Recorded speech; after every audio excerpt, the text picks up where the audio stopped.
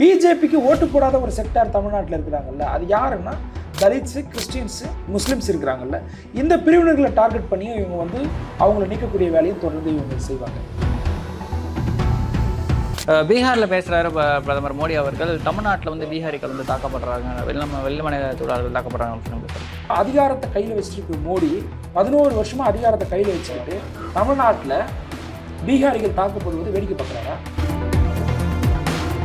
ஒரு காலகட்டத்திலாம் வந்து சென்னையில் வந்து திமுக தான் வந்து பெரிய டாமினேட்டிங் ஃபோர்ஸாக இருந்தது. திமுக ஏடிஎம்கே 2 பேர் தான். துறைமுகம்லாம் வந்து கலைஞரை நின்ன தொகுதி. அப்போது இன்னைக்கு துறைமுகத்தை வந்து யார் கேட்குறா? பிஜேபி கேட்குறான். ஏன் கேட்குறான்னா மார்வாடிஸுடைய அந்த பொலிட்டிக்கல் ஓட்டிங் பவர் அங்கே அதிகமாக இருக்குது. நான் சொல்கிறேன், மனிஷுக்கும் மோடிக்கும் எந்த வித்தியாசமும் கிடையாது. 2 பேரும், ஏன்னா மனிஷன்றவரும் இங்கே தமிழர்கள் வந்து தமிழ்நாட்டில் வந்து பீகாரிகள் வந்து அதிகமாக தாக்கப்படுறாங்க வீடியோ போட்டு அவர் மேலே எஃப்ஐஆர் பதிவு செய்யப்பட்டு அவர் மேலே கைது நடவடிக்கை எடுக்கப்பட்டது, நீதிமன்றத்தால் தண்டிக்கப்பட்டிருக்கிறார். அப்படிப்பட்டவரை இவங்க பிஜேபியில் சேர்த்துக்கிட்டாங்க. இல்லை, சமீபத்தில் ஒரு விவாத நிகழ்ச்சியில் பேசியிருந்த கோவை சத்யன் வந்து என்ன சொல்கிறாருன்னு பார்த்தீங்கன்னா, நசுக்கப்பட்டோம் பிரிக்கப்பட்டோம்னா எப்படி நீக்குவாங்கன்ற விஷயம் ரொம்ப அநாகரிகமாக ஒரு விஷயத்தை பேசுகிறாரு. அந்த மக்களுடைய ஓட் பேங்க்கில் தான் எம்ஜிஆர் ஜெயிச்சார். அந்த மக்களுடைய ஓட் பேங்க்கில் தான் முதலமைச்சராக ஜெயலலிதா வந்து இங்கே வந்து ஆட்சி புரிஞ்சாங்க. அப்போது இவங்களுக்கெல்லாம் வந்து மண்டைக்குள்ளே சாதி புத்தி வந்து ஊறி போயிருக்கும். அவங்க ப்ராக்டிஸ் பண்ணி வச்சுருக்கிற விஷயம் அவங்களையே அறியாமல் மெயின் ஸ்ட்ரீம் மீடியாவில் உட்காந்துட்டு பேசும்போது அது அவங்கள அறியாமலேயே வந்து அது எக்ஸ்போஸ் ஆகிட்டாங்க. அவ்வளோதான். சிவி சண்முகம் வந்து என்ன சொன்னார்னா, திமுக வந்து எலெக்ஷன் நேரத்தில் ஆளுக்கு ஒரு பொண்டாட்டியை கூட ஃப்ரீயாக கொடுப்பாங்க அப்படின்ற மாதிரி கீழ்த்தரமாக வந்து பெண்கள் குறித்து அவ்வளோ வந்து ரொம்ப யோசிக்க முடியாத அளவுக்கு பேசினார். அதில் டிவிக்கு கலந்துக்கிட்டு என்ன ஒப்பீனியனை சொல்ல போகிறாங்கன்றது நம்மளுக்கு தெரியல. அவங்க கலந்துக்கும் போது அவங்க சொன்னால் தான் நம்மளுக்கு அது தெரியும். டிவிக்கேவை பொறுத்த வரைக்கும் எல்லாமே தகவலாக தான் இருக்குது. எதுவுமே வந்து உறுதிப்படுத்தப்பட்ட ஒரு விஷயமா வெளியே வரதுக்கு செய்தியாகவும் அறிக்கையாகவும். அப்போது இது விஜய் கிளாரிஃபை பண்ணணும். எடப்பாடி பழனிசாமி இதை வந்து நார்த் இந்தியன்ஸுக்கு ஓட்டிங் பவர் கிடச்சிடுச்சுன்னா அவன் அதிமுக ஓட்டு போடுவானா பிஜேபி ஓட்டு போடுவானா? ஜெயக்குமார் நல்லா பாட்டு பாடி ஓட்டு கேட்பாரு. அவர் போயிட்டு வந்து எம்ஜிஆர் பாட்டு பாடுவாரா இல்லை அமிதாப் பச்சன் பாட்டை போய் பாடுவாரா? எல்லாருக்கிட்டையும் தலைவர் வந்து இந்த சூடு சட்டம் இருக்கணும் மனுஷனுக்கு அப்படின்றத சொல்லியிருக்காரு. ஓகேவா? மாநின்று சொல்வதில்லையா கொண்டு ஊருக்கு சொல்பவர்கள் தலைவர்கள் ஆனதில்லையா? சரி, நான் கேட்குறேன், பீகாரில் தமிழர்கள் வந்து பீகாருடைய ஸ்டேட் சர்வீஸ் இருக்கும்ல, இங்கே வந்து டிஎன்பிசி இருக்கிற மாதிரி அங்கே வந்து பீகார் ஒரு கவர்மெண்ட் ஸ்டேட் கவர்மெண்ட் லிஸ்ட்டில் இருக்கக்கூடிய இல்லை வேலை வாய்ப்புகளில் தமிழர்களை உள்ளே வந்து சேருங்க அப்படின்னு நான் சொல்கிறேன்னா, இல்லை பீகாரில் இருக்கக்கூடியவங்க வந்து தமிழை கட்டாயமாக படிக்கணும்னு நான் சொல்கிறேன்னா, அங்கே இருக்கக்கூடிய பீகாரியை வந்து ஆதரிப்பானா எதிர்ப்பானா? எல்லா சிபிஐ அட்டானமஸ் பாடிஸாக இருக்கக்கூடிய சிபிஐ, இடியாக இருக்கட்டும், சிட்டாக இருக்கட்டும், எல்லா விஷயங்களுமே என்ஐஆவாக இருக்கட்டும், எல்லா விஷயங்களுமே கரெக்ட் பண்ணிட்டாங்க. ஏன்னா எத்தனை இன்சிடென்ட்ஸ் ஆன்டி பிஜேபிக்கு அகேன்ஸ்டாக இந்தியாவில் நடந்தது. புல்வாமா அட்டாக் 47 பேர் நம்ம பறி கொடுத்தோம். அங்கே இருந்த கவர்னர், அப்போ இருந்த கவர்னர் சத்யபால் மாலிக் வெளியே வந்து சொன்னார், நான் வந்து ஹெலிகாப்டர் கேட்டேன், எங்களுக்கு கொடுக்கல. நான் வந்து இந்த இன்சிடென்ட் நடந்ததும் வந்து பிரதமரை வந்து தொடர்பு கொள்றதுக்கு முயற்சி செஞ்சேன். நேஷனல் பார்க்கில் வந்து ஷூட்டிங்கில் இருந்தார் பிரதமர். எவ்வளோ பெரிய குற்றச்சாட்டு.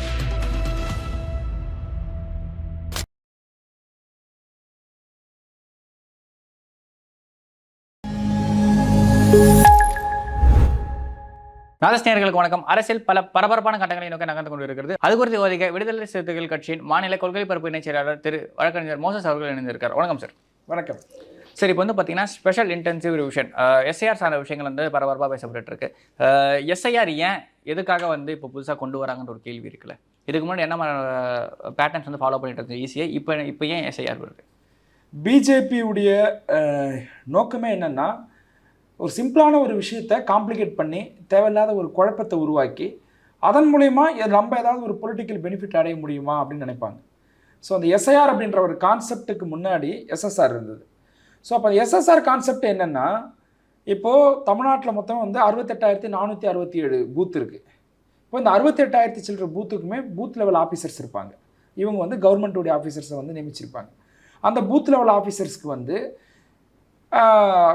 அங்கீகரிக்கப்பட்ட அரசியல் கட்சிகள் இருக்கிறாங்களே, அதாவது ரிஜிஸ்டர்டு ரெகக்னைஸ்டு பொலிட்டிக்கல் பார்ட்டியுடைய பிரதிநிதிகள் இருப்பாங்க. பூத் லெவல் ஆஃபீஸர்ஸ் 2 BL2 அப்படின்வாங்க அவங்க. ஸோ இப்போ அவங்க என்ன பண்ணுவாங்கன்னா, ஒரு இடத்துல வந்து வாக்காளர்கள் பட்டியலில் திருத்தம் மேற்கொள்கிறாங்க அப்படின்னா, இப்போ ஒருத்தர் இறந்துருக்கிறாங்க, மைக்ரெண்ட் ஆகிருக்கிறாங்க, ஷிஃப்ட் ஆகிருக்கிறாங்க அப்படின்னா அதை வந்து ஒரு 10 பேர், இப்போ ஒரு 1000 பேர் இருக்காங்க அப்படின்னா, ஒரு பூத்தில் ஒரு கணக்குக்காக சொல்கிறேன், ஒரு 1000 பேர் இருக்கிறாங்கன்னா அதில் ஒரு 10 பேர் இறந்துருக்கிறாங்க, ஒரு 10 பேர் மைக்ரெண்ட் ஆகிருக்கிறாங்கன்னா, இங்கே அங்கீகரிக்கப்பட்ட அரசியல் கட்சிகளுடைய பிரதிநிதிகள் இருக்கிறாங்கல்ல, இப்போ அவங்க என்ன பண்ணுவாங்கன்னா இதை பூத்தில் உள்ள ஆஃபீஸர்ஸுக்கு இன்டிமேட் பண்ணி அதை அதுலேருந்து ரிமூவ் பண்ணுவாங்க. ஸோ இப்போ ஒரு 1000 பேர் இருக்கிறாங்க, அதில் வந்து ஒரு 20 பேர் வந்து இறந்துருக்கிறாங்க, மைக்ரெண்ட் ஆகிருக்கிறாங்க அப்படின்னா அந்த 20 பேரை மட்டுமே நம்ம வந்து ஃபோக்கஸ் பண்ணி அதிலிருந்து நீக்கிறதுன்றது வந்து எஸ்எஸ்ஆர். இது வந்து சிம்பிள் ப்ராசஸ், இதுலேயே நம்மளுக்கு தேவையானது கிடைச்சிடும். ஆனால் எஸ்ஐஆர்ன்றது அப்படி கிடையாது. இந்த 1000 பேர் இருக்காங்கல்ல, அந்த 1000 பேரும் நீ வந்து வாக்காளரை ப்ரூஃப் பண்ணு அப்படின்னு சொல்லிட்டு அவனை ப்ரூவ் பண்ண வைக்கிறது. இப்போ இந்த ப்ராசஸ் இவங்க எடுத்துருக்குறாங்கல்ல, இதோட முக்கியமான நோக்கம் என்னென்னா, இப்போ எலெக்ஷன் வருது தமிழ்நாட்டில், இப்போ அடுத்த வருஷம் எலெக்ஷன், இன்னும் ஒரு 6 மாதம் தான் இருக்குது. இப்போ என்ன பண்ண போகிறாங்க, இவங்க எஸ்ஐஆர் அப்படின்ற ஒரு விஷயத்தை வந்து என்ன பண்ண போகிறாங்கன்னா, கிட்டத்தட்ட இந்த 66,000 சில்லற பூத் லெவல் ஆஃபீஸர்ஸ் இருக்கிறாங்கல்ல, அதை தாண்டி கிட்டத்தட்ட இவங்களை பயன்படுத்தி என்ன பண்ண போகிறாங்கன்னா, கிட்டத்தட்ட வந்து 6 கோடி பேருக்கு மேலே இருக்கக்கூடிய வாக்காளர்களை ஒரு டோர் டு டோர் போயிட்டு அவங்க வந்து பார்க்க போகிறாங்க, அவங்கள செக் பண்ணி வந்து கரெக்ஷன் பண்ண போகிறேன்னு சொல்கிறாங்க. இப்போ ஒருத்தர் போகிறாங்க, இப்போ வர்றது மழைக்காலம், இந்த சீசனில் வந்து மோஸ்ட் ஆஃப் கவர்மெண்ட் ஒர்க்கை வந்து நிறுத்தி தான் வைப்பாங்க. இந்த மழைக்காலம் காலகட்டத்தில் இவங்க உள்ளே போயிட்டு வந்து மக்கள்கிட்ட சந்தித்து அவங்களுடைய ஐடென்டிட்டியை கேட்குறாங்க அப்படின்னா சிலர் இருப்பாங்க, சிலர் வெளியில் போயிட்டு இருப்பாங்க, சிலர் ஊருக்கு போயிருப்பாங்க. ஸோ இந்த மாதிரி மைக்ரேட் ஆனவங்க நிறைய பேர் இருப்பாங்க. ஸோ இந்த மாதிரி விஷயங்கள்லாம் லெஃப்ட் ஆகும் இல்லையா. இப்போ இது வந்து ஒரு பெரிய லெவலில் ஒரு வால்யூம் சைஸாக உருவாகும். ரெண்டாவது, பிஜேபிக்கு ஓட்டு போடாத ஒரு செக்டார் தமிழ்நாட்டில் இருக்கிறாங்கல்ல, அது யாருன்னா தலித்ஸு, கிறிஸ்டின்ஸு, முஸ்லீம்ஸ் இருக்கிறாங்கல்ல, இந்த பிரிவினர்களை டார்கெட் பண்ணியும் இவங்க வந்து அவங்கள நீக்கக்கூடிய வேலையும் தொடர்ந்து இவங்க செய்வாங்க. இது ஏன் செய்வாங்க அப்படின்னு ஒரு யூகத்தின் அடிப்படையில் சொல்ல, பீகாரில் கிட்டத்தட்ட 65 லட்சம் வாக்காளர்களை இவங்க நீக்கினாங்க. அந்த 65 லட்சம் பேர் வாக்காளர்களை இவங்க வந்து நீக்கினதுக்கு அப்புறமா சுப்ரீம் கோர்ட்டில் வழக்கு வந்ததுக்கு அப்புறமா திருப்பி இதை ரிவைஸ் பண்ணதுக்கு அப்புறமா கிட்டத்தட்ட 17 லட்சம் வாக்காளர்களை வந்து திருப்பியும் சேர்த்தாங்க. அப்போ இந்த 17 லட்சம் பேர் சுப்ரீம் கோர்ட்டுக்கு ஒரு வேளை இந்த வழக்கு போகலன்னா என்ன ஆயிருக்கும்? அப்போது இது வந்து முழுக்க பிஜேபி வந்து அவங்களுடைய ஐடியாலஜியை அவங்க எப்படி வின் பண்ணுறது அப்படின்றதுக்காக இது வந்து ஒரு குழப்பத்தை உருவாக்கக்கூடிய ஒரு செயல் தான். அதோட ரொம்ப முக்கியமான செயல் என்னன்னா, நார்த் இந்தியன்ஸுக்கு வந்து இங்கே ஓட்டிங் பவர் கொடுக்கக்கூடிய ஒரு வேலை இங்கே வந்து நடக்க போகுது. அப்போது நார்த் இந்தியாவிலேருந்து ஒருத்தர் தமிழ்நாட்டுக்கு வந்து வேலை தேடி வந்திருப்பான். அப்போ அவனுக்கு இங்கே நீங்கள் வந்து அவனுக்கான பொலிட்டிக்கல் பவர் கொடுத்தீங்கன்னா, அவனுக்கு இங்கே இருக்கிற வந்து முல்லை பெரியார் பிரச்சனை இஷ்யூஸ் தெரியாது, ஜிஎஸ்டி பிரச்சனை பற்றி தெரியாது, இங்கே மாநில சுய உரிமை பற்றி பேசக்கூடிய விஷயங்களை பற்றி தெரியாது. தமிழ்நாடு திராவிடம் நலன் சார்ந்து ஏதாவது அவன் சிந்திப்பானா? அப்படி அவனுக்கு சிந்திக்க தெரியுமா? முதல்ல நம்ம நீட் வேணான்னு சொல்லுவான், அவனுக்கு அதை பற்றி என்னன்னு கூட தெரியாது. அப்போது இங்கே தமிழ்நாடு ஐடியாலஜி சம்மந்தப்பட்டு கல்ச்சுரல் சம்மந்தப்பட்ட விஷயங்களில் அவன் வந்து ஒரு பெரிய வந்து இன்ட்ரெஸ்ட் காட்ட மாட்டான். ஸோ அது போன்ற ஆட்கள் நார்த் இந்தியன்ஸ் நீங்கள் முழுக்க அவங்களுக்கு பொலிட்டிக்கல் பவரை கொடுத்தேன்னா அவன் யாருக்கு ஓட்டு போடுவான்? ஒரு காலகட்டத்திலலாம் வந்து சென்னையில் வந்து திமுக தான் வந்து பெரிய டாமினேட்டிங் ஃபோர்ஸாக இருந்தது. திமுக ஏடிஎம்கே 2 பேர் தான். துறைமுகம்லாம் வந்து கலைஞரை நின்ன தொகுதி. அப்போது இன்றைக்கி துறைமுகத்தை வந்து யார் கேட்குறா? பிஜேபி கேட்குறான். ஏன் கேட்குறான்னா, மார்வாடிஸுடைய அந்த பொலிட்டிக்கல் ஓட்டிங் பவர் அங்கே அதிகமாக இருக்குது. அப்போ அவனோட நோக்கம் என்னென்னா, ஒரு பக்கம் இங்கே தேவையில்லாத ஒரு குழப்பத்தை உருவாக்கி இதன் மூலிமா இங்கே இருக்கக்கூடிய கிறிஸ்டின்ஸ், முஸ்லீம்ஸ், தலித்ஸுடைய அவங்களுடைய ஓட்டிங் பவரை வந்து ரிமூவ் பண்ண முடியுமான்னு பார்க்குற ஒரு அட்டம்ப்ட்டு. ரெண்டாவது விஷயங்கள் என்னென்னா, நார்த் இந்தியன்ஸை வந்து இங்கே வந்து அவங்களுக்கு பொலிட்டிக்கல் பவர் கொடுக்கக்கூடிய ஒரு வேலையிலும் ஈடுபடுறான். நீங்கள் வந்து ஸ்பெஷல் சம்மரி ரிவிஷன் எஸ்எஸ்ஆர் இருக்குல்ல, அதிலேயே இந்த ப்ராசஸை பண்ணிடலாம். வாக்காளர் பட்டியலை திருத்தவே கூடாது, அதை வந்து மாற்றாதீங்க, அதை கரெக்ஷன் பண்ணாதீங்கன்னுலாம் நம்ம சொல்லலை. ஆல்ரெடி ஒரு சிஸ்டம் இருக்குங்க, எஸ்எஸ்ஆர்னு ஒரு சிஸ்டம் இருக்குது. அந்த சிஸ்டத்துக்கு பூத் லெவல் ஏஜென்ட் இருக்கிறாங்கல்ல, அவங்க வந்து பூத் லெவல் ஆஃபீஸருக்கு ஹெல்ப் பண்ண போகிறாங்க. ஸோ அதில் வந்து ஒரு 1000 பேர் இருக்கிறாங்கன்னா அதில் ஒரு 20 பேர் இறந்து போயிருக்கிறவங்களோ மைக்ரெண்ட் ஆகிருக்கிறவங்களோ அவங்கள மட்டும் நீங்கள் ஜூம் பண்ணி நீங்கள் அழகாக நீக்கிட்டு போயிடலாம். நீ 1000 பேர் நீ ப்ரூவ் பண்ணுன்னு போயிட்டு கேட்டேன்னா அதை இப்போது பொதுவாகவே ஓட்டு போடுற இன்ட்ரெஸ்ட்டே வந்து எல்லா மக்கள்கிட்டையுமே இப்போ வந்து பரவலாக 100% வந்துருச்சா? போலிங் நம்மளுக்கு 100% நடக்குதா? கிடையாது. அப்போ அந்த மக்கள் நீங்கள் இன்னும் காம்ப்ளிகேட் பண்ணி விட்டுனா என்ன பண்ணுவான்? அப்போது இது அதிமுக இது ஒரு பெரிய வந்து த்ரெட்டு தான். ஆனால் வந்து அதிமுக ஆதரவு எடப்பாடிக்கு இது புரியலை. இல்லை, சமீபத்தில் ஒரு விவாத நிகழ்ச்சியில் பேசியிருந்த கோவை சத்யன் வந்து என்ன சொல்கிறாருன்னு பார்த்தீங்கன்னா, இந்த நசுக்கப்பட்டோம் பிதுக்கப்பட்டோம்லாம் எப்படி நீக்குவாங்கன்ற விஷயம் வந்து ரொம்ப அநாகரிகமாக ஒரு விஷயத்தை பேசுகிறாரு. அந்த மக்களுடைய ஓட் பேங்க்கில் தான் எம்ஜிஆர் ஜெயிச்சார். அந்த மக்களுடைய ஓட் பேங்க்கில் தான் முதலமைச்சராக ஜெயலலிதா வந்து இங்கே வந்து ஆட்சி புரிஞ்சாங்க. அப்போது இவங்களுக்கெல்லாம் வந்து மண்டைக்குள்ளே சாதி புத்தி வந்து ஊறி போயிருக்கும். அவங்க ப்ராக்டிஸ் பண்ணி வச்சுருக்கிற விஷயம் அவங்களையே அறியாமல் மெயின் ஸ்ட்ரீம் மீடியாவில் உட்காந்துட்டு பேசும்போது அது அவங்கள அறியாமலேயே வந்து அது எக்ஸ்போஸ் ஆகிட்டாங்க, அவ்வளோதான். இப்போ இதுக்கு வந்து என்ன பண்ணியிருக்கணும்? இப்போ கோவை சத்யன் மேலே அவர் மேலே வந்து அவர் official spokesperson ADMK Edappadi Palaniswami நடவடிக்கை எடுத்துருக்கணுமா இல்லையா? இது வரைக்கும் நடவடிக்கை. ஆனால் திமுகவில் சாதி ரீதியாக சில விஷயங்கள் பேசப்படும் பொழுது அது விவாத பொருளானதுக்கு அப்புறமா சம்மந்தப்பட்டவங்களே அதுக்கு வந்து வருத்தம் தெரிவிச்சிருக்கிறாங்க. முதலமைச்சர் அவங்க மேலே நடவடிக்கை எடுத்திருக்கிறாரு, கண்டிச்சிருக்கிறார். ஏடிஎம்கேல இப்படி ஒரு ஆட்டிடியூடே இல்லையே.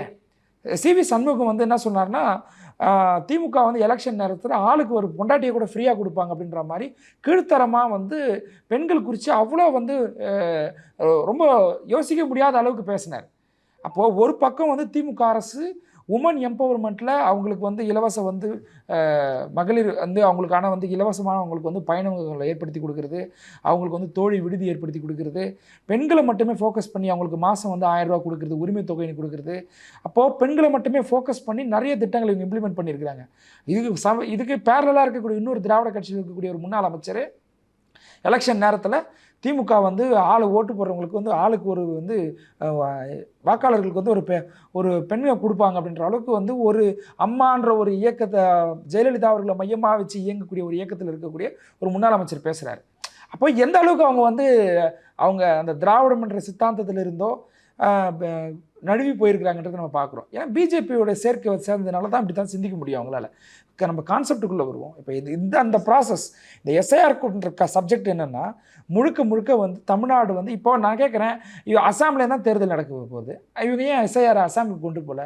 இப்போ இவங்க எங்கே டார்கெட் பண்ணுறாங்கன்னா, இந்தியாவில் வந்து எங்கெல்லாம் வந்து பிஜேபி எதிர்கட்சியாக இருக்குதோ இல்லை பிஜேபி ஆளாத ஸ்டேட்ஸ் இருக்குல்ல, அந்த ஸ்டேட்டில் மட்டும்தான் இந்த எஸ்ஐஆர் போகும். அப்படிதான் வந்து பீகாரில் போனோம். பீகாரில் வந்து இப்போ பீகாரில் பிஜேபி அலைன்ஸ் தானே இருக்கு, ஆனால் மாறப்போகுது. அங்கே சுச்சுவேஷன் கிளைமேட் மாறிடுச்சு, அங்கே இருக்கக்கூடிய பொலிட்டிக்கல் கிளைமேட் மாறுது. ஸோ அப்போ பிஜேபி என்ன பண்ணுறேன், இப்போ நான் என்ன சொல்கிறேன், எஸ்ஐஆர் கொண்டு வந்ததுக்கான மிக முக்கியமான ஒரு ரீசன் என்ன சொன்னாங்கன்னா, வெளிநாட்டு சேர்ந்தவங்கெல்லாம் வந்து இங்கே வந்து வாக்காளர் உரிமை வாங்கி வச்சுருக்கிறாங்க, ஸோ அவங்கெல்லாம் நம்ம நீக்க வேண்டிய தேவை இருக்குதுன்னு சொன்னாங்க. நான் கேட்குறேன், எத்தனை ஃபாரினர்ஸை வந்து நீங்கள் வந்து வாக்காளர் பட்டியலேருந்து நீக்கினீங்கன்ற பட்டியலை உங்களால் வெளியிட முடியுமா? சுப்ரீம் கோர்ட்டில் கொண்டு போயிட்டு நிற்க வச்சாங்கல்ல, இறந்துட்டாங்கன்னு சொல்லி நீக்கினவங்கெல்லாம் உயிரோடு வந்தாங்க இல்லையா, நம்ம அதெல்லாம் பார்த்தோம் இல்லையா. அப்போ இந்த எஸ்ஐஆர்ன்றது முழுக்க ஒரு குழப்பத்தை உருவாக்கி இங்கே ஏதாவது ஒரு விஷயத்தை வந்து தமிழ்நாட்டில் வந்து ப்ளே பண்ண தான் பார்க்குறாங்க.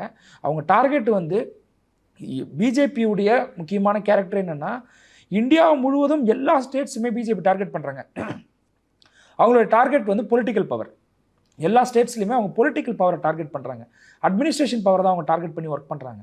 தமிழ்நாட்டில் மட்டும் அவங்க பொலிட்டிக்கல் பவரை டார்கெட் பண்ணல, அதுக்கு மாறாக என்ன பண்ணுறாங்கன்னா, இங்கே இருக்கக்கூடிய ஐடியாலஜி அவங்க கேலி பண்ணுன்னு நினைக்கிறாங்க. ஏன்னா திராவிடம்ன்ற ஒரு ஐடியாலஜி இருக்கிறதுனால தான் இங்கே மாறி திமுக அதிமுகன்ற 2 கட்சிகள் வந்து ஆட்சிக்கு வராங்க.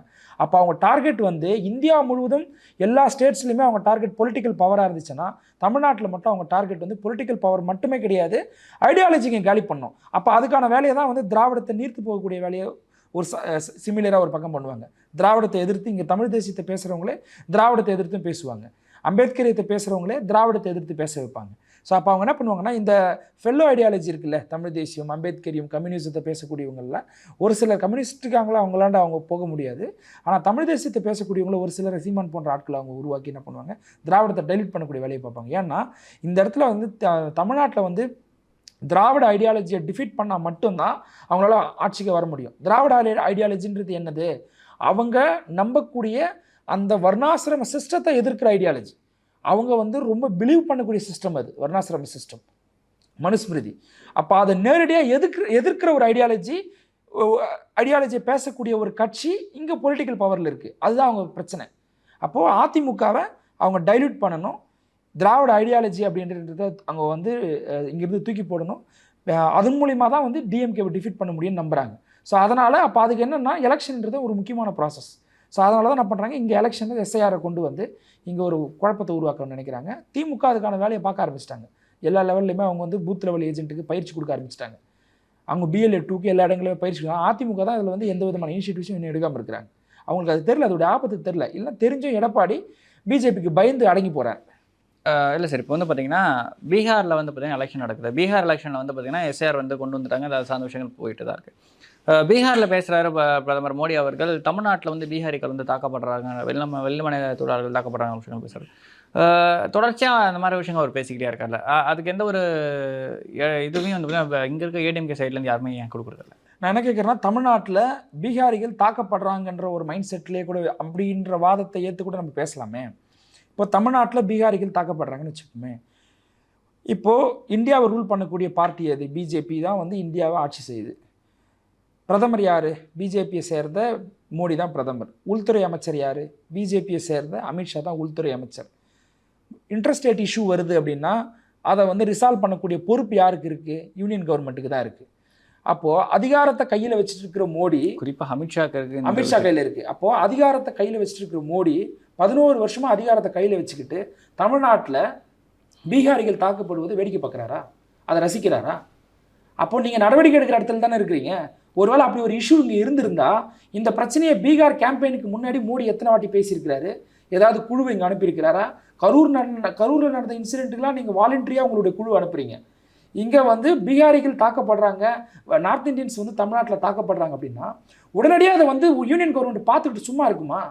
அப்போ அவங்க அதுக்கான நடவடிக்கை எடுத்துப்பாங்களா? நடவடிக்கை எடுக்கிற இடத்துல தானே அவங்க இருக்கிறாங்க. அப்போ இப்படி ஒரு விஷயமே இன்சிடென்ட்டே இங்கே நடக்கலை. அப்போ இதுக்கு மாறாக என்ன நடக்குதுன்னா, மகாராஷ்டிராவில் தமிழர்கள் தாக்கப்பட்டாங்க, நம்ம வீடியோ பார்த்தோம். கர்நாடகாவில் வந்து தமிழர்கள் தாக்கப்படுறாங்க. இங்கே இந்தியாவுக்கு வெளியில் தமிழ் மீனவர்கள் தாக்கப்படுறாங்க இலங்கையில். இப்போ இதெல்லாம் கண்ட்ரோல் பண்ணக்கூடிய இடத்துல பிஜேபி இருக்குது. இதை பற்றி எங்கேயாவது வந்து பிஜேபி கண்ட்ரோல் பண்ணியிருக்கா, பேசியிருக்கா? எதுவுமே கிடையாது. குறிப்பாக அமெரிக்கா, கனடா போன்ற நாடுகள் அங்கேயும் தாக்கப்படுறாங்க. இந்த மாதிரி சம்பவங்கள் நடக்குது. ரொம்ப அவ்வளோ நம்ம நெய்பர் ஸ்டேட்டுக்கே போவோமே. இலங்கை தமிழர்கள், அந்த நம்ம தமிழ் மீனவர்கள் வந்து எத்தனை முறை வந்து இலங்கையுடைய அரசுனால சிறைப்பிடிக்கப்பட்டாங்க, எவ்வளோ அவங்க வந்து அட்ராசிட்டிஸ் நடந்தது. இதை எதிர்த்து ஏதாவது மோடி பேசியிருக்கிறாரா? அப்படி கிடையாது.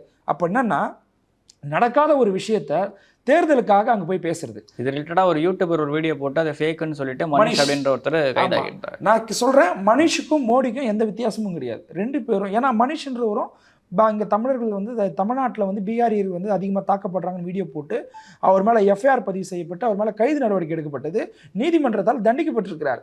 அப்படிப்பட்டவரை இவங்க பிஜேபியில் சேர்த்துக்கிட்டாங்க. இப்போ பிஜேபியில் வந்து இப்போ பாருங்கள், அப்போ இவர் யாருடைய ஆளாக இருந்திருப்பார்? இப்போது இந்த அஃபென்ஸ் நடக்கு பிஜேபியில் அவர் சேர்றதுக்கு முன்னாடி ஒரு யூடியூபராக, அவர் யாருடைய யூடியூபராக ஃபங்க்ஷனாக இருக்கிறாருன்னா பிஜேபியோட யூடியூபராக தான் ஃபங்க்ஷனாக இருக்கிறார். மோடி அவர்கள் வந்து முஸ்லீம்ஸுடைய வெறுப்பு, பாகிஸ்தான் அப்படின்றத காட்டி தான் இந்தியா முழுவதும் அவங்க பிஜேபி அவங்களுடைய தேர்தலை சந்திச்சுட்டு இருந்தாங்க. இது புது ஸ்ட்ராட்டஜி. இந்தியா போன தேர்தலில் இஸ்லாமியர்களுக்கு இடஒதுக்கீடு கொடுத்துருவாங்க, எரும மாட்டை பிடுங்கி கொடுத்துருவாங்கன்ற மாதிரி விஷயங்கள் வந்து அவங்க ரெண்டா பிரிச்சுக்கிறாங்க. அவங்க வேலையை என்ன பிரிச்சுக்கிறாங்கன்னா, பார்லிமெண்ட் எலெக்ஷன் வருதுன்னா இஸ்லாமோபியா, இஸ்லாமியர்களுடைய வெறுப்பை பற்றி பேசுறது, பாகிஸ்தானை கை காட்டுறது. இங்கே வந்து காங்கிரஸ் ஜெயிச்சுதானா பாகிஸ்தானில் பட்டாசு வெடிப்பாங்க, இங்கே இருக்கக்கூடிய முஸ்லீம்ஸ்க்கெலாம் வந்து பிஜேபி வெற்றி பெற்றால் அதை வந்து கொண்டாட மாட்டாங்க அப்படின்னு சொல்லிட்டு இங்கே பார்லிமெண்ட் எலெக்ஷன் வரும்போதோ இஸ்லாமோபியா, முஸ்லீம் வெறுப்பு, பாகிஸ்தானை காட்டுறது. எனவே முஸ்லீம்களுக்கு பிஜேபி சீட்டு கொடுக்குன்னு ஒரு கேள்வி. ஆமாம். ஆனால் பார்லிமெண்ட் எலெக்ஷனை தாண்டி ஸ்டேட் எலெக்ஷன் வரும்போது என்ன பண்ணுறதுன்னா, ஒரு மாநிலத்தை இன்னொரு மாநிலத்துக்கு எதிராக நிறுத்துறது.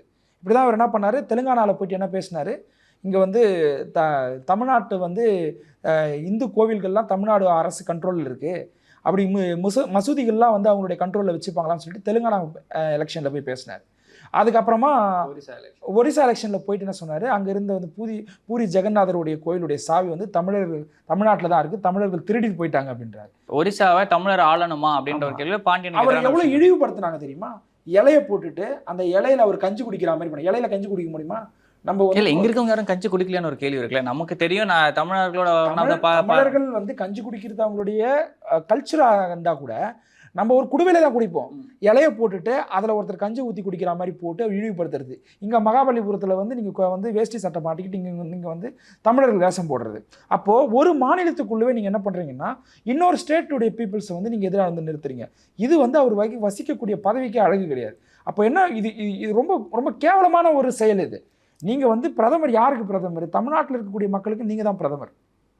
உண்மையிலே இப்படி ஒரு சம்பவம் நடந்திருந்தால் அதை விசாரணை பண்ணுங்க, நடவடிக்கை எடுங்க. நடவடிக்கை எடுக்கிற இடத்துல நீங்கள் இருக்கிறீங்க. இல்லை, மைக்ரண்ட் லேபர்ஸ் அந்த எந்த ஒரு டேட்டாவுமே சென்ட்ரல் கவர்மெண்ட் கிட்ட இல்லைல்ல. அது ஒரு கேட்குறேன்னா, இப்போ இவர் பேசுகிறாருல, முஸ்லீம் வெறுப்பை பற்றி பேசி தான் இவங்க வந்து பார்லிமெண்ட் எலெக்ஷனை ஃபேஸ் பண்ணுறாங்க. ஒவ்வொரு ஸ்டேட் எலெக்ஷனுமே வந்து இன்னொரு ஸ்டேட்டை வந்து எதிராக நிறுத்தி தான் இவங்க ஃபேஸ் பண்ணுறாங்கல்ல.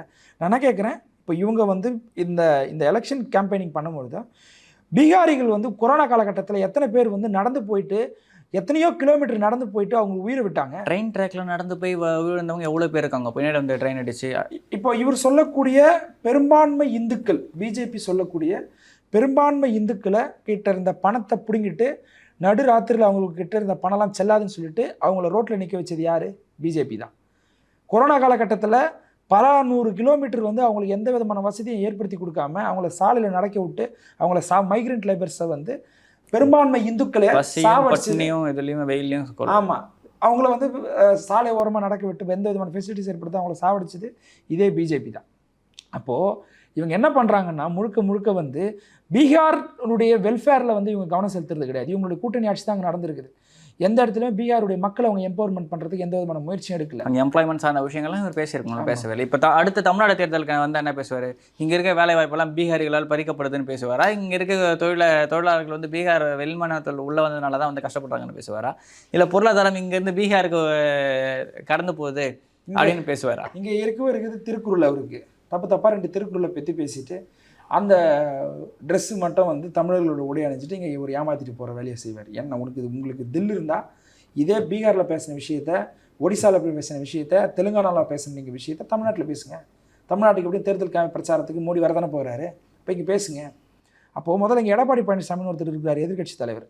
அவர் பீகாரிகள் இங்கே அதிகமாக தாக்கப்பட்டிருந்தாங்கன்னா முதல்ல அவர் வாய்ஸ் அவுட் பண்ணியிருக்கணும்ல. அவருடைய ஸ்டாண்ட் இதில் என்ன? பீகாரிகள் இங்கே தாக்கப்படுறது உண்மையாக இருந்ததுன்னா அப்போ மோடி பேசுகிறதுக்கு முன்னாடி எடப்பாடி பழனிசாமியே அதை பற்றி பேசாமையே இருக்கிறார்.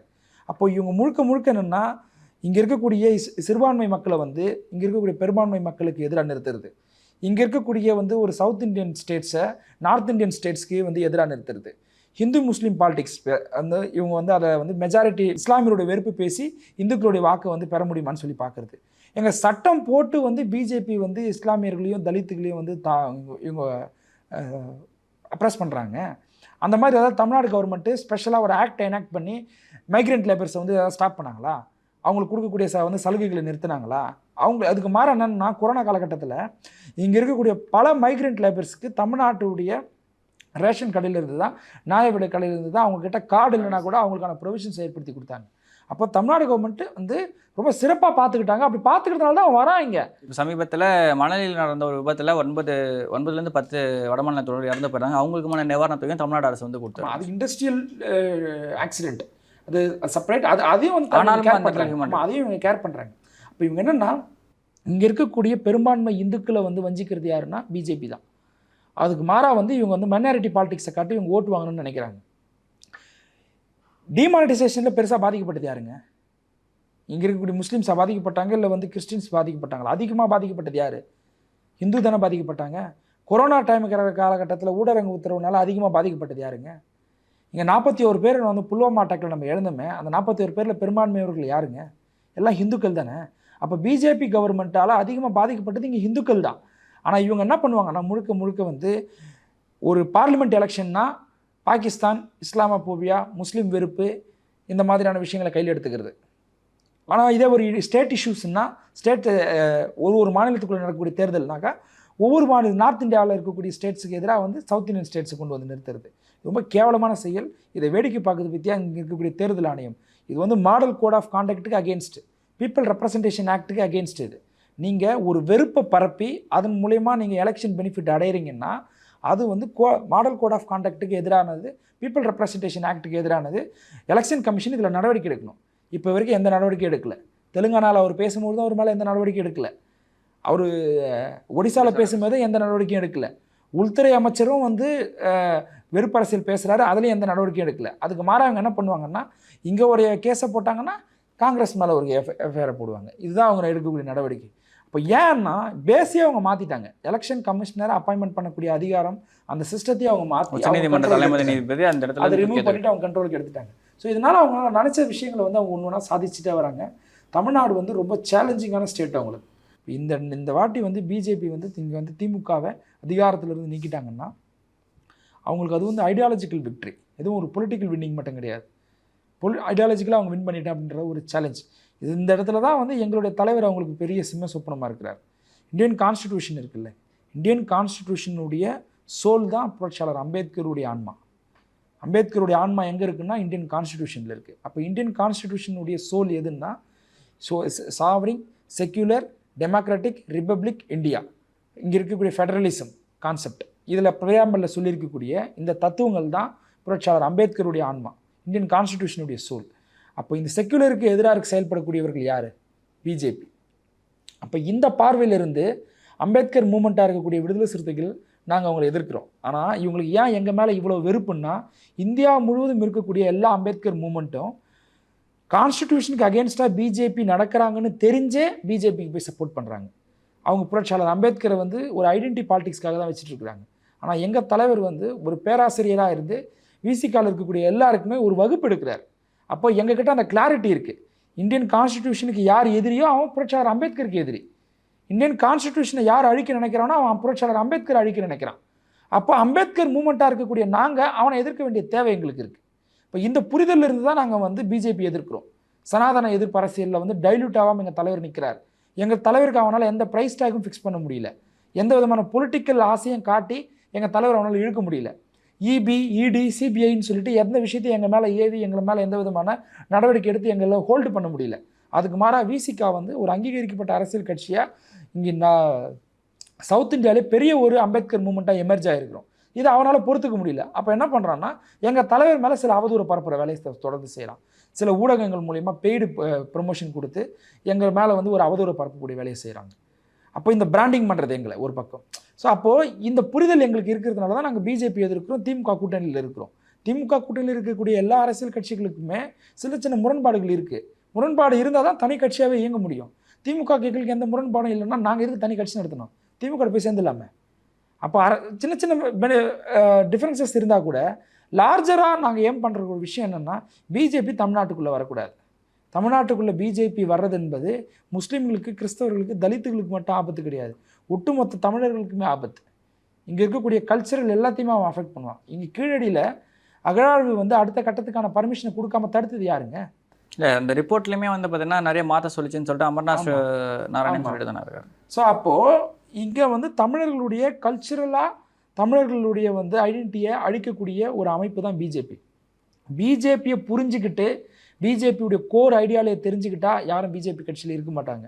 மீறி ஒருத்தன் இருக்கிறான்னா அவன் மனிதராக இருக்கிறதுக்கே வாய்ப்பு கிடையாது. இல்லை சார், இப்போ வந்து பார்த்தீங்கன்னா தமிழ்நாடை பொறுத்த வரைக்கும் எஸ்ஐஆரை அதிமுக, பாஜக 2 கட்சிகளும் ஆதரிக்கிறது, டிவிக்கே எதிர்க்குது. அனைத்து கட்சி கூட்டத்துக்கு எல்லாரையும் கூப்பிட்டுருக்காங்க. யார் வருவாங்க வரமாட்டாங்கன்ற விஷயங்கள் இதுக்கப்புறம் தான் நமக்கு தெரியும். இந்த அனைத்து கட்சி கூட்டத்தில் என்ன ஒரு முடிவு எடுக்கப்படுறதுக்கான வாய்ப்புகள் இருக்குது? ஏன்னா ஏற்கனவே இந்த மாதிரி ஒரு அனைத்து கட்சி கூட்டம் 10.5 ரிசர்வேஷனுக்கு நடந்துருச்சு. இடஒதுக்கீடு சம்பந்தமாக இடஒதுக்கீடை வந்து எதிர்க்கக்கூடியவங்க சொல்லக்கூடிய மிக முக்கியமான கருத்து என்னென்னா, இடஒதுக்கீடுனால வந்து தகுதி அடிபட்டு போயிட்டுதுன்னு சொல்லுவாங்க. ஆனால் இடபிள்யூஎஸ் ரிசர்வேஷன் வந்ததுக்கப்புறமா அந்த தகுதியை பற்றி யாரும் பேசுகிறதே கிடையாது. ஏன்னா பேசினவங்க எல்லாருமே இடபிள்யூ ரிசர்வேஷனில் பெனிஃபிட் அடையக்கூடியவனாக இருக்கிறான். அதுக்கு வச்சிருக்கிற கட் ஆஃப் பார்த்தோம்னா மற்ற கேஸ்ட்டுக்கு கம்யூனிட்டிக்கு வச்சிருக்கிற கட் ஆஃபை விட இடபிள்யூஎஸ்க்கு ரொம்ப குறைவான கட் ஆஃப். லேயரும் அதே மாதிரி ஒரு சப்ஜெக்ட் என்னென்னா, இந்த மாதிரி தமிழ்நாடு ஒட்டுமொத்த நலன் சார்ந்து அஃபெக்ட் ஆகக்கூடிய இஷ்யூஸ் ஏதாவது வருதுன்னா அனைத்து கட்சி கூட்டத்தை வந்து கூட்டுவது என்பது நம்மளுடைய ப்ராக்டிஸில் இருக்கக்கூடிய ஒரு விஷயம். அது ஒரு பொலிட்டிக்கல் நடவடிக்கை தான். அப்போது ஒவ்வொரு கட்சியும் அவங்க நிலைப்பாடை சொல்ல போகிறாங்க. இது எல்லாமே வந்து ஒரு தீர்மானமாக நிறைவேற்றி நம்ம வந்து யூனியன் கவர்மெண்ட்டுக்கிட்ட சொல்ல போகிறோம். சட்டப்பூர்வமாக அதுக்கான நடவடிக்கை எடுக்கப்படும் போது உச்சநீதிமன்றத்தில் வழக்கு தொடுக்கிறோம். அவசர சட்டமன்றத்தை கூட்டி ஒரு தீர்மானமாக கூட நிறைவேற்றுவோம், ஆர்டினன்ஸ் பாஸ் பண்ணுவோம். இது சுப்ரீம் கோர்ட்டில் கேஸாக வரும்போது இந்த விஷயங்கள்லாம் சுப்ரீம் கோர்ட்டில் ரிஃப்ளெக்ட் ஆகும். அது வேறு விஷயம். அப்போது இந்த எஸ்ஐஆரை ஆதரிக்கக்கூடிய ஒரு சில கட்சிகள் இருக்கிறாங்கல்ல, அவங்க யாருன்னா பிஜேபியோட கூட்டணியில் இருக்கக்கூடிய கட்சிகள், பிஜேபி ஆதரிக்கக்கூடிய ஒரு கட்சிகள். டிவிகே இதில் என்ன நிலைப்பாடு எடுக்குதுன்றதை டிவிகே தான் வந்து வெளிப்படுத்தணும். இது வரைக்கும் எந்த விதமான அவங்க ஆதரிக்கிறாங்களா எதிர்க்கிறாங்களா இல்லை. விஜய் ஒரு இடத்துல பேசினப்போ பார்த்தீங்கன்னா எஸ்ஐஆரும் டீலிமிட்டேஷன் எதிர்த்து தான் பேசியிருந்தார். இல்லை, இப்போ எஸ்ஐஆர் வந்து இப்போ அந்த ஓட்டர் லிஸ்ட் வந்து ஃப்ரீஸ் பண்ணியிருக்கிறாங்க. அனைத்து கட்சி கூட்டம் நடக்க போகுது. அதில் டிவிக்கே கலந்துக்கிட்டு என்ன ஒப்பீனியனை சொல்ல போகிறாங்கன்றது நம்மளுக்கு தெரியல. அவங்க அவங்க சொன்னால் தான் நம்மளுக்கு அது தெரியும். டிவிக்கேவை பொறுத்த வரைக்கும் எல்லாமே தகவலாக தான் இருக்குது. எதுவுமே வந்து உறுதிப்படுத்தப்பட்ட ஒரு விஷயமா வெளியே வர்றது கிடையாது, செய்தியாவோ அறிக்கையாவோ கிடையாது. அப்போது இது விஜய் கிளாரிஃபை பண்ணணும். இந்த அனைத்து கட்சி கூட்டத்துடைய அவுட்புட் என்னென்னா, அடுத்ததாக வந்து இது ஒரு சட்ட நடவடிக்கை எடுப்பதுக்கோ பொலிட்டிக்கலாக வந்து அதை சேலஞ்ச் பண்ணுறதுக்கோ நம்மளுக்கு உதவும். இது தமிழ்நாடு மட்டும் இல்லைங்க, பிஜேபி ஆளாத எல்லா மாநிலங்களுமே ஒரு கூட்டமைப்பாக உருவாகணும். கூட்டமைப்பாக உருவாக்கி இந்த எஸ்ஐஆர் அப்படின்றத வந்து மொத்தமாக எதிர்க்கணும். ஏன்னா இந்த எஸ்ஐஆர்ன்றது சிஸ்டத்து மூலிமா அவன் என்ன பண்ணுறான்னா, பிஜேபி வந்து யாரெல்லாம் பிஜேபிக்கு ஓட்டு போட மாட்டாங்களோ அந்த செக்டாருடைய ஓட்டிங் பவரையும் அவன் தூக்குறான். நான் யாருக்கு ஓட்டு போனேன்னா, ஒரு கான்ஸ்டியூஷன் வந்து நம்மளுக்கு கொடுத்துருக்க மிக முக்கியமான பொலிட்டிக்கல் பவரே ஓட்டிங் ரைட்ஸ் தான். அந்த ஓட்டிங் ரைட்ஸ்ன்றது வந்து எந்த விதமான வந்து எனக்கு எஜுகேஷனை பார்த்தோ, என்னுடைய வெல்த்தை பார்த்தோ, இல்லை என்னுடைய கம்யூனிட்டியை பார்த்தோ, என்னுடைய ரேஸை பார்த்தோ, என்னுடைய ஜெண்டரை பார்த்தோ கொடுக்கப்பட்டது கிடையாது. இந்த எல்லா டிஸ்கிரிமினேஷனையும் உடைச்சி எனக்கான அரசியல் அதிகாரத்தை கொடுத்துருக்கிறது எல்லாருக்குமே இல்லை. One man one vote one value.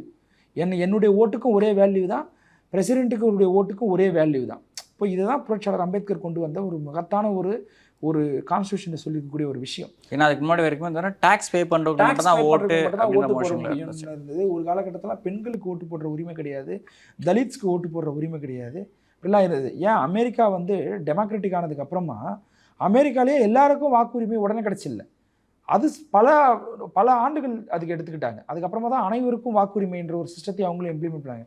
India வந்து இண்டிபெண்ட் ஆனதுக்கப்புறமா முதல்ல சொன்ன விஷயமே எல்லாருக்குமே வாக்குரிமை, எல்லாருக்குமே அந்த ரைட்ஸை கொடுத்தது. அப்போது எல்லாருக்குமே அந்த ஓட்டிங் பவர் கொடுத்தாங்கல்ல, அந்த சுதந்திரத்தை அவன் எடுக்கிறான்.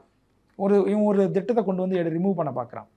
அப்போ நீ இவ்வளோ நேர்மையானவனா யோகியனாக இருந்தால் நீ என்ன பண்ணணும்னா, யாரெல்லாம் நீ ரிமூவ் பண்ணியிருக்கணும்னு லிஸ்ட்டு கொடு. சுப்ரீம் கோர்ட்டுக்கு போயிட்டு தானே உங்கள்கிட்ட மல்லு கட்டி லிஸ்ட்டு வாங்க வேண்டியதாக இருக்குது. தேர்தல் நேரத்தில் ஒவ்வொரு அரசியல் கட்சியும் தான் என்ன செஞ்சன்றதை மக்கள்கிட்ட கொண்டு போய் சேர்க்கறதுலையும், என்னென்னலாம் இந்த அரசு செய்யலைன்றதை எதிர்கட்சிகள் மக்கள்கிட்ட போய் பேசுறதுல இந்த கான்வர்சேஷன் தானே ஒரு ஆரோக்கியமான கான்வர்சேஷனாக இருக்கும்.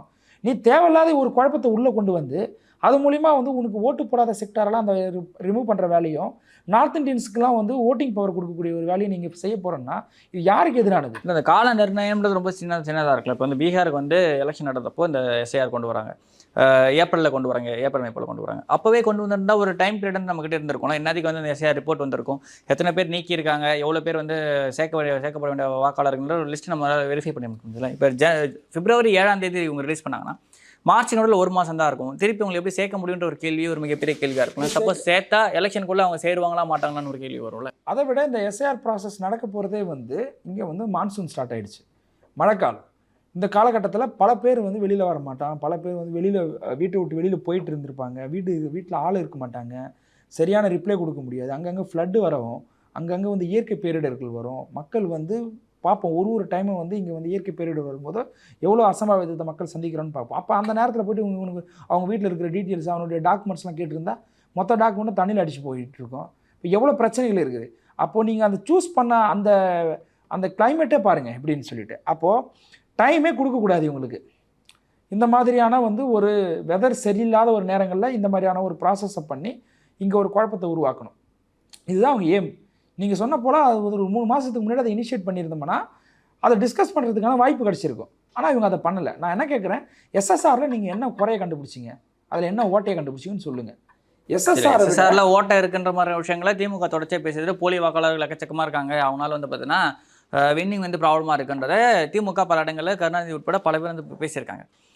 இப்போ என்ன பிரச்சனை வந்துருக்கு, இந்த time period who is deciding this time அப்படின்ற விஷயம் இருக்குல்ல. ஒரு எலெக்ஷன் வர்றதுக்கு ஒரு சின்ன ஒரு டைம் பீரியடுக்குள்ளே இது மாற்றுறாங்க அப்படின்னா அது பல சிக்கல்களை வந்து கட்சிகளுக்கு கொண்டு போய் நிறுத்தும்ல. அதை தான் நான் சொல்கிறேன். இது எதிர்க்கக்கூடிய இடத்துல இருக்கக்கூடிய எடப்பாடி பழனிசாமி ஆதரிக்கிறார்ல. எடப்பாடி பழனிசாமி இதை வந்து நார்த் இந்தியன்ஸுக்கு ஓட்டிங் பவர் கிடச்சிடுச்சுன்னா அவன் அதிமுக ஓட்டு போடுவானா, பிஜேபி ஓட்டு போடுவானா? ஜெயக்குமார் நல்லா பாட்டு பாடி ஓட்டு கேட்பார். அவர் போயிட்டு வந்து எம்ஜிஆர் பாட்டு பாடுவாரா, இல்லை அமிதாப் பச்சன் பாட்டை போய் பாடுவாரா எல்லாருக்கிட்டையும்? ஸோ அப்போது தெரிய மாரி பேச்சுமே அப்போ அது ஒன்றும் புரியாது. அப்போது இது எதிர்க்க வேண்டிய கட்சி வந்து அரசியலுக்கு அப்பாற்பட்டு ஏடிஎம்கே இதை எதிர்க்கணும். அவங்களுக்கும் இது பெரிய ஆபத்து. நார்த் இந்தியனுக்கு பொலிட்டிக்கல் பவர் போயிட்டுச்சுன்னா உனக்கு ஓட்டு போட 7.5 மாதிரி இது வந்து இந்த இடத்துல எல்லா கட்சிகளும் ஒன்றா சேர்ந்து நிற்கும். ஆமாம். ஆனால் அந்த இடத்துல வந்து பாட்டாளி மக்கள் கட்சி, அன்புமணி தலைமையில் இருக்கக்கூடிய பாட்டாளி மக்கள் கட்சியாக இருக்கட்டும், இல்லை வந்து ஏடிஎம்கேவாக இருக்கட்டும், இல்லை ஏடிஎம்கே கூட்டணியில் இருக்கக்கூடியவங்க எல்லாருமே இதுக்கு ஆதரிக்கிறாங்க அப்படின்னா இப்போ இவங்க யாருன்னு பார்த்துக்கு தமிழ்நாட்டு மக்கள் இதை உணர்ந்துக்கிட்டோம். தமிழர்களுடைய நலன் சார்ந்து இயங்கக்கூடிய ஒரு இயக்கம் இவங்க கிடையாது. தமிழர்களுடைய பிரச்சனை பேசக்கூடியவர்கள் இவங்க கிடையாது. நான் சொல்கிறேன், ஆஃப்டர் இண்டிபெண்டன்ஸ் பிஜேபியுடைய இந்த 11 ஆண்டு காலகட்டத்தில் இங்கே இருக்கக்கூடிய எல்லா எதிர்க்கட்சி ஆளக்கூடிய மாநிலங்களும் மிகப்பெரிய கிரைசிஸை சந்திக்கிறாங்க. ஒவ்வொரு விஷயத்தையும் நம்ம போராடி சண்டை போட்டு சுப்ரீம் கோர்ட் வரைக்கும் போயிட்டு மல்லு கட்டி தான் வாங்க வேண்டியதாக இருக்குது. அதுவும் சரியாக ரிலீஸ் பண்ணுறது கிடையாது.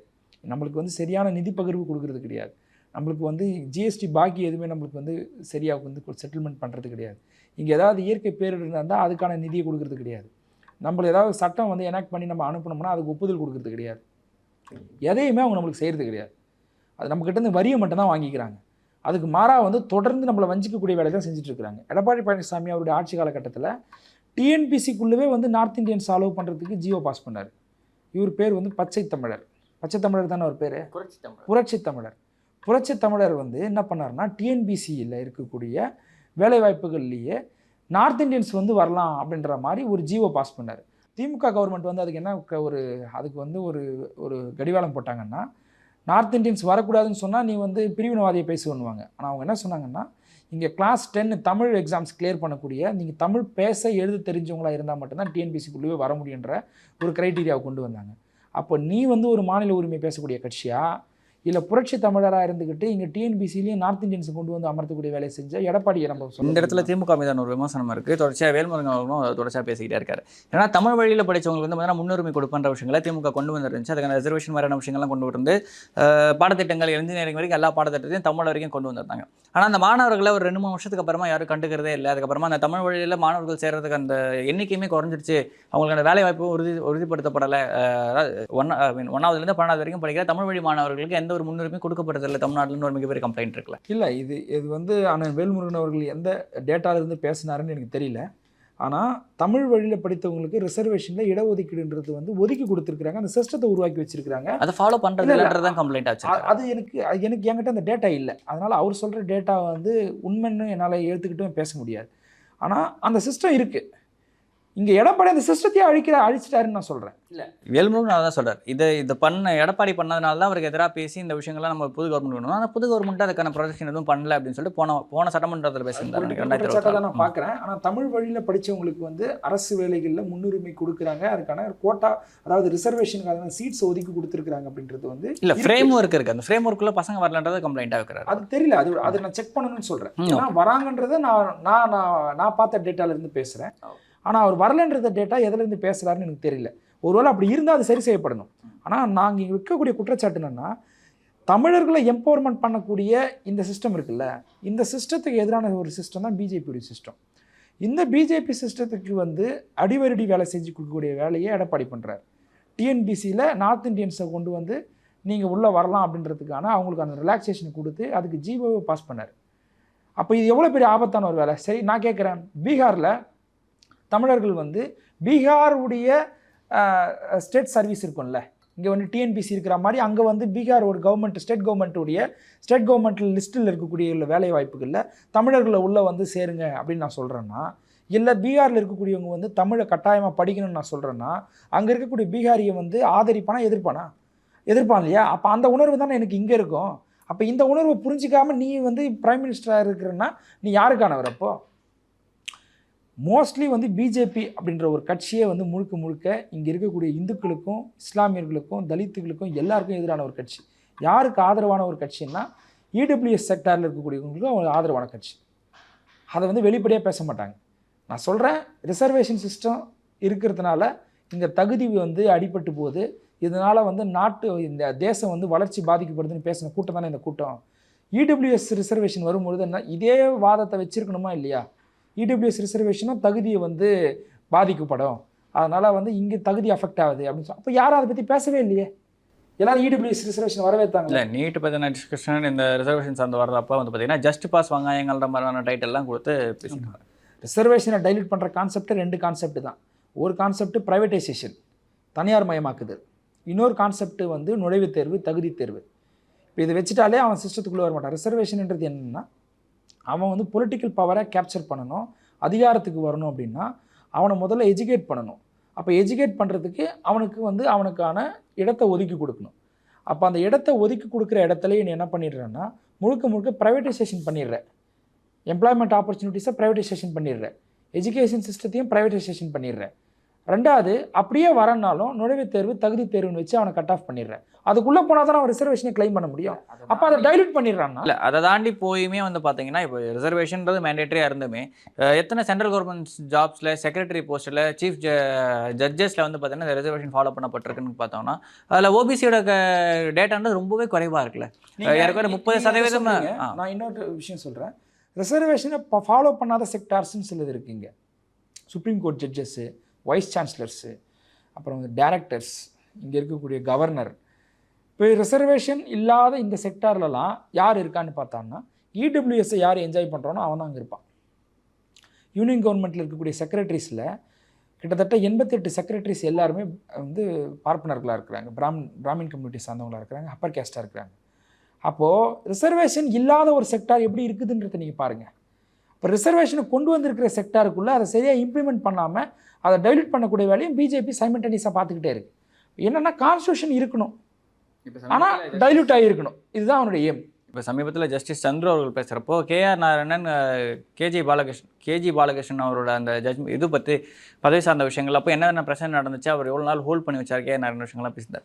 இது எல்லா இடத்துலையுமே நடக்குதுல்ல. இது ஒரு தமிழ்நாடு மாதிரி ஸ்டேட்லையுமே பல இடங்களில் ஒரு கம்ப்ளைண்ட்ஸ் இந்த மாதிரி விஷயங்கள்லாம் இருக்குது. இதுக்கு ஓவரால் சொல்யூஷன் என்ன கொண்டு வரணும்னு ஒரு கேள்வி இருக்குது. ஆனால் எந்த கட்சிகளும் அதை சார்ந்த விஷயங்களை பெருசாக பேசவே மாட்டேன்றாங்க. ஓவரால் சொல்யூஷன் ஒரே சொல்யூஷன் தான். பிஜேபியை வந்து யூனியன் கவர்மெண்ட்லேருந்து அப்புறப்படுத்தணும். அதுக்கு என்ன பண்ணணும்னா எல்லா ஒவ்வொரு கட்சியும் தனக்கான முக்கியத்துவத்தெல்லாம் கைவிட்டுட்டு பிஜேபியை தமிழ்நாடு ஃபார்முலாவை ஆல் இண்டியா முழுவதும் இம்ப்ளிமெண்ட் பண்ணணும். அப்படி பண்ணால் பிஜேபிங்கிறது ரிமூவ் பண்ண முடியும். பிஜேபி பவருக்கு வந்தது எப்படிங்க வந்தது? 2014 அவங்க அதிகாரத்துக்கு எப்படி வராங்க? 2G குற்றச்சாட்டு வச்சாங்க. 2G குற்றச்சாட்டு நீதிமன்றம் என்ன சொல்லிச்சு? கதவை திறந்து வச்சுக்கிட்டு நான் பார்த்துட்டு இருந்தேன், ஒருத்தர் கூட வந்து எவிடன்ஸோடு வரல.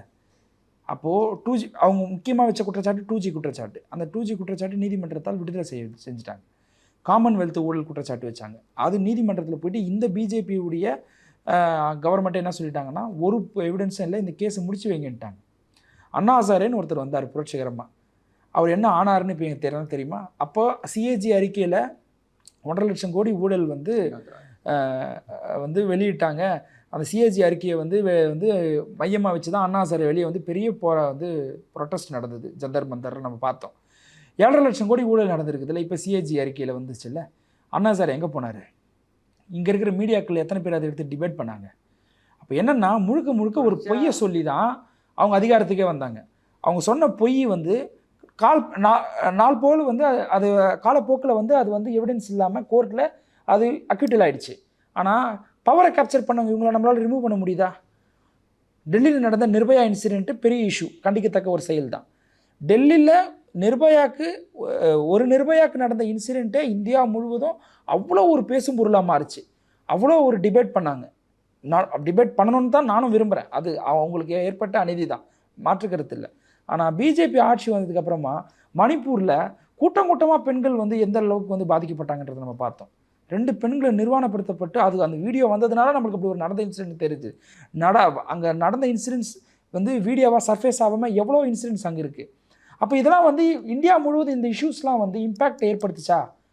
பெரிய பொலிட்டிக்கல் சேஞ்சாக மாறிச்சா? பிஜேபிக்கு ஒரு ஆன்டி பிஜேபி மைண்ட் செட்டாக இங்கே இருக்கக்கூடிய ஊடகங்கள் அதை மாற்றினாங்களான்னு கேட்டால் கிடையாது. அப்போது பிஜேபி அஃபெக்ட் ஆகக்கூடிய சில விஷயங்களை மெயின் ஸ்ட்ரீம் மீடியாஸ் இங்கே எடுத்து டிபேட் பண்ணுறதே கிடையாது. இல்லை, அந்த இடத்துல வந்து பார்த்தீங்கன்னா அப்போசிஷன் பார்ட்டிஸே பெருசாக டிபேட் ஆகிற அளவுக்கு கொண்டு வரதில்லைன்னு ஒரு மிகப்பெரிய கம்ப்ளைண்ட் இருக்கேன். அப்படின்னு பார்த்தீங்கன்னா இப்போ ஹத்ராஸ் மாதிரியான சம்பவங்கள் வந்து 2019-20 காலகட்டத்தில் ஒரு மிகப்பெரிய டிஸ்கஷன் கூட வந்துருச்சு. ஆல் ஓவர் இந்தியா ஃபுல்லாக நடந்துச்சு. ஆனால் அதனொட்டின பல சம்பவங்கள் பார்த்தீங்கன்னா எல்லா ஸ்டேட்லையுமே நடக்க ஆரம்பிச்சிருச்சு. இப்போ தமிழ்நாடு உட்பட பல இடங்கள் வந்து அந்த சம்பவம் நடைபெற ஆரம்பிச்சிருச்சு. இப்போ ரீசெண்டாக திருவண்ணாமலையில் 2 போலீஸ் கான்ஸ்டேபிள்ஸே வந்து பார்த்தீங்கன்னா அந்த விஷயத்தை பண்ணியிருக்காங்க.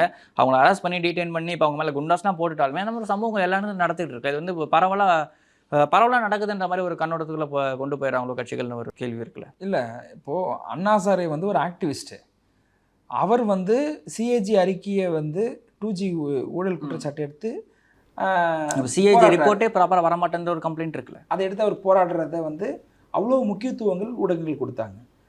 இங்கே வந்து ராகுல் காந்தி அவர்கள் வந்து டெல்லியிலிருந்து இந்தியாவை வந்து 4 திசையிலையும் வந்து அவர் பயணிக்கிறார், நடைப்பயணம் போகிறார், மக்கள் சந்திக்கிறார், இஷ்யூஸை பேசுகிறார், பிடிஎஃப் போட்டு மீடியா முன்னாடி எல்லாத்தையும் வந்து எலெக்ஷன் கமிஷன் எந்த அளவுக்கு பயாஸ்டாக நடந்திருக்குது, எவ்வளோ ஃபோர்ஜரி ஃப்ராடு சீட்டிங் வேலை பண்ணியிருக்குதுன்றத டேட்டாவோடு நிரூபித்தார். எந்த வந்து மெயின் ஸ்ட்ரீம் மீடியா எடுத்து டிபேட் பண்ணாங்க, எந்த இடத்துலலாம் வந்து இது விவாதிக்கப்பட்டதுன்னு சொல்லுங்கள். அப்போது இங்கே அப்போசிஷன் பார்ட்டிஸ் வந்து தனக்கான வேலையை செஞ்சுட்டு தான் இருக்கிறாங்க. ஆனால் இங்கே அதுக்கான முக்கியத்துவம் கிடைக்கலன்றது தான் பெரிய வருந்தத்தக்க ஒரு விஷயம். ஏன்னா பிஜேபி எல்லா செக்டாரையுமே வந்து பொலிட் பண்ணிட்டான். மீடியாவும் சரி, எல்லா சிபிஐயும் சரி, அட்டானமஸ் பாடிஸாக இருக்கக்கூடிய சிபிஐ, இடியாக இருக்கட்டும், சிட்டாக இருக்கட்டும், எல்லா விஷயங்களுமே என்ஐஆவாக இருக்கட்டும், எல்லா விஷயங்களுமே கரப்ட் பண்ணிட்டாங்க. ஏங்க எத்தனை இன்சிடென்ட்ஸ் பிஜேபிக்கு அகேன்ஸ்டாக இந்தியாவில் நடந்திருக்குங்க. புல்வாமா அட்டாக்கு 41 பேர் நம்ம பறி கொடுத்தோம். அங்கே இருந்த கவர்னர், அப்போ இருந்த கவர்னர் சத்யபால் மாலிக் வெளியே வந்து சொன்னார், நான் வந்து ஹெலிகாப்டர் கேட்டேன், இவங்க கொடுக்கல. நான் வந்து இந்த இன்சிடென்ட் நடந்ததும் வந்து பிரதமரை வந்து தொடர்பு கொள்றதுக்கு முயற்சி செஞ்சேன். நேஷ்னல் பார்க்கில் வந்து ஷூட்டிங்கில் இருந்தார் பிரதமர். எவ்வளோ பெரிய குற்றச்சாட்டு. உரி அட்டாக், எவ்வளோ பேர் நம்ம அங்கே இழந்தோம். அது ஒரு பார்லிமெண்ட்டுக்கு உள்ள அந்த அட்டாக். அப்போ எத்தனை பஹல்காம் அட்டாக் இப்போ ரீசெண்டாக ஆமாம் அந்த இடத்துல சுற்று வட்டாரத்தில் போலீஸ்காரங்களே இல்லை, பாதுகாப்பு படையினால இல்லைன்றது ஒரு மிகப்பெரிய ஒரு குற்றச்சாட்டு. எவ்வளோ பெரிய அட்டாக், டிமானிட்டைசேஷன் மூலிமா எவ்வளோ உயிர்களை நம்ம இழந்தோம். மிட் நைட்டில் உங்ககிட்ட இருக்கிற பணம் செல்லாதுன்னாங்க. அது எவ்வளோ பெரிய அட்டர் ஃபெயிலியர். கொரோனா காலகட்டத்தில் வந்து மைக்ரெண்ட் லேபர்ஸ் வந்து ட்ராக்ல படுத்து எத்தனை பேர் வந்து உயிரை விட்டாங்க, எத்தனை பேர் இறந்து போனாங்க. இப்போ எவ்வளோ விஷயங்கள் நடந்ததுங்க. ஆக்சிஜன் பற்றாக்குறையால வட மாநிலங்கள் அவ்வளோ பேர் இறந்து போனாங்க. அதுக்கப்புறமா தான் ஆக்சிஜன் கான்சென்ட்ரேட்டர்னு ஒன்று ஹாஸ்பிட்டலில் வைக்கணுன்ற ஒரு ஐடியாக்குள்ளே அவங்க. நார்த் இந்தியாவில் வந்து ட்ரெயினில் வந்து எவ்வளோ பெரிய ஸ்டாம்பேட் நடந்தாங்க, எவ்வளோ பேர் இறந்து போனாங்க. ரிலீஜியஸ் ஃபெஸ்டிவல்ஸில் ஸ்டாம்பேட், போலே பாபா அப்படின்ற ஒருத்தர் 110 பேர் இருக்கக்கூடிய மண் எவ்வளோ பேர் இறந்து போனாங்க. மோர்பி பாலம் விபத்து. ஆமாம், பிரிட்ஜஸ் எத்தனை பிரிட்ஜ் இடிஞ்சு கீழே விழுந்தது. சிஏஜியில் அறிக்கை வெளியே வரும்போது எவ்வளோ ஊழல் குற்றச்சாட்டு அதில் வந்தது. எங்க கிட்டத்தட்ட வந்து எல்லா நம்பரும் 9ங்க. 7.5 லட்சம் பேர் வந்து இங்கே இருக்கக்கூடிய வந்து அவங்க அந்த ஸ்கீம் பேர் என்ன, அந்த இன்சூரன்ஸ் ஸ்கீம், அதில் வந்து 7.5 லட்சம் பேர் வந்து ஒரே நம்பரில் வந்து பதிவு பண்ணியிருந்தாங்க. ஸோ அப்போ ஏகப்பட்ட குற்றச்சாட்டு ஆமாம் மெடிக்கல் இன்சூரன்ஸ். அப்போ இது ஏகப்பட்ட குற்றச்சாட்டு நம்ம வந்து பிஜேபி மேலே வந்துட்டு தான் இருக்குது. ஜல்ஜீவன்ல ஒரு பெரிய பிரச்சனை.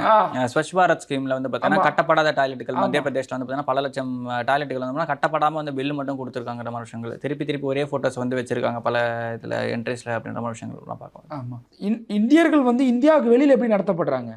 டொனால்ட் ட்ரம்ப் வந்து இந்தியர்களை வந்து கையில் வந்து விலங்கிட்டு வந்து இந்தியாவுக்குள்ளே அமிச்சாங்க. அப்போது இந்தியாவுக்குள்ளவும் இஷ்யூஸ் இருக்குது, இந்தியாவுக்கு வெளியிலையும் இஷ்யூஸ் இருக்குது. பிஜேபி கவர்மெண்ட்டுக்கு ஏகப்பட்ட பிரச்சனைகள் இருக்குது.